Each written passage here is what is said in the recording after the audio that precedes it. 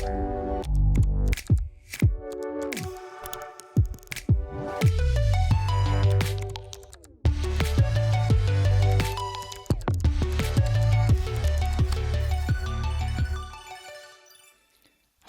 I'm Prasad Setty. I'm excited today to be chatting with James Manyika, Senior Vice President of Technology and Society at Google. Welcome to the chat, James.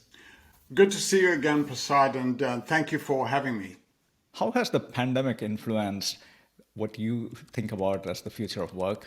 We suddenly got launched into this massive global experiment about remote work and hybrid work.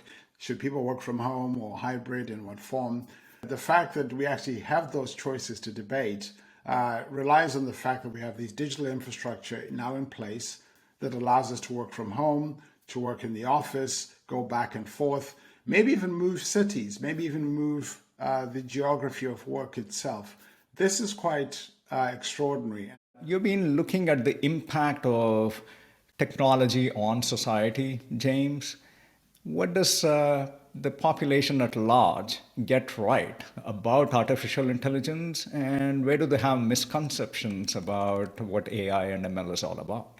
There's a general concern, I think, that we're facing a jobless future and these technologies are going to lead to a jobless future. I don't think that's quite right.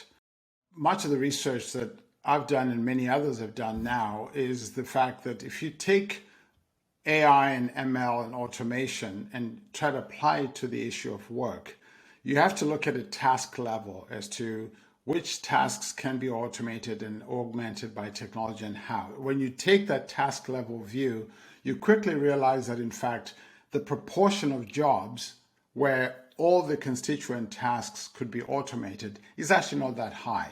In our analysis, roughly 10%, whereas you actually find that there are actually many more jobs, 60%, whereas something like a third of their constituent activities could be automated. The net of that is we're going to see more complementing of jobs or augmentation of jobs, much more than substitution of jobs. How do you see AI and ML influencing inclusion within organizations? An important issue on DEI is where the issues of inclusion are more about place as opposed to just people. So we know that, for example, businesses and companies in certain parts of the country will get affected more than others. We know that partly because of the demographic profiles, but also the nature of businesses and their footprints in different parts of the country.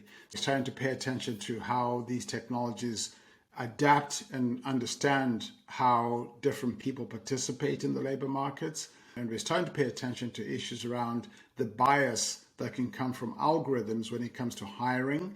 We know that in the labor markets, this often comes in with regards to when we use algorithms to do sourcing and recruiting and review profiles and so forth. And we already know that when, a lot of ML and AI research has actually highlighted the fact that, often when you're training algorithms on data sets, just because of history, often the word doctor is next to a he. And often the word nurse is very correlated with, historically, with her.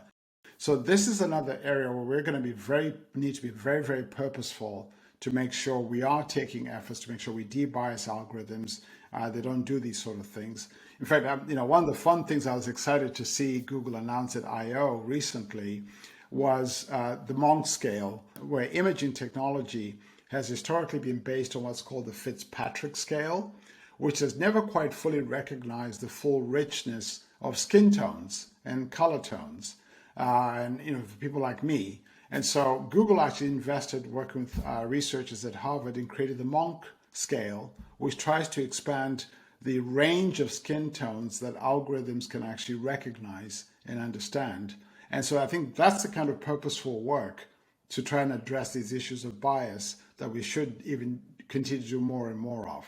Thank you so much, James. You shared so many great kernels of wisdom. Appreciate the conversation, and thank you so much for sharing your thoughts with us. Thank you, and thanks for having me, Prasad.